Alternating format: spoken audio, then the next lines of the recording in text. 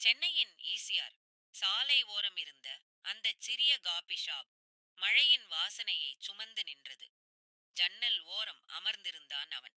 வங்கி வேலைகளின் டெட்லைன் தரும் அழுத்தம் அவன் தோள்களில் இருந்தாலும் அவன் கண்கள் சாலையை வெறித்துக் கொண்டிருந்தன. அவன் மனம் அவளை பற்றிய நினைவுகளை ஒரு அழகான போதையாக மாற்றியிருந்தது. அவள் அலுவலகத்தின் பரபரப்புக்கு நடுவே ஒரு மெல்லிய தென்றல். தமிழ் பாடல்களின் தீவிர ரசிகை. பல மாதங்களாக பேச நினைத்த வார்த்தைகள் தொண்டைக்குழியிலேயே தங்கிவிட, அவர்களின் காதல் வெறும் விழிகளின் அசைவிலேயே வளர்ந்து கொண்டிருந்தது. மௌனத்தின் இசை. அவன் ஒரு சிப் ஃபில்டர் காஃபியை அருந்தினான். கசப்பும் இனிப்பும் கலந்த அந்த சுவை அவன் காதலைப் போலவே இருந்தது. சரியாக காபி ஷாப்பின் கதவு திறக்கப்பட, ஈரமான குடையுடன் அவள் உள்ளே வந்தாள். அவனை கண்டதும் அவள் உதடுகளில் ஒரு மெல்லிய புன்னகை பூத்தது. அவள் தனக்கு பிடித்த ரோஸ் மில்க் ஆர்டர் செய்துவிட்டு அவனுக்கு மிக அருகில் இருந்த மேசையில் அமர்ந்தாள். அவர்களின் கண்கள் சந்தித்தன. அந்த 3 முதல் 5 வினாடிகள் நீடித்த பார்வை வார்த்தைகளால் சொல்ல முடியாத ஒரு பாதுகாப்பை உருவாக்கியது. அவன் மூளையின் ஒரு பகுதி பயம் வேண்டாம் என அவனுக்கு கட்டளையிட்டது.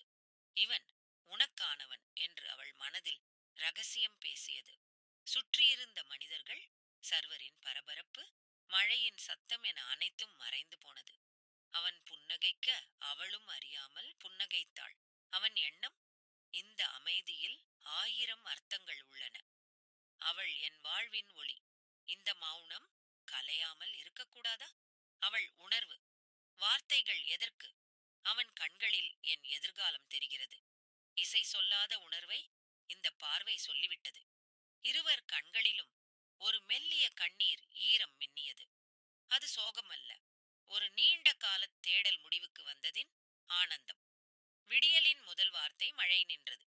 காபி ஷாப்பில் இருந்து இருவரும் வெளியேறினர். அடுத்த நாள் திங்கட்கிழமை அலுவலகம். அடுக்குமாடி அலுவலகத்தின் லிஃப்ட் அருகே அவர்கள் சந்தித்தனர். எப்போதும் போல் மௌனமாக இருக்காமல் அவன் அவள் கண்களை பார்த்து முதல் முறையாக பேசினான். காபி. அவள் அழகாக தலை அசைத்து சிரித்தாள்.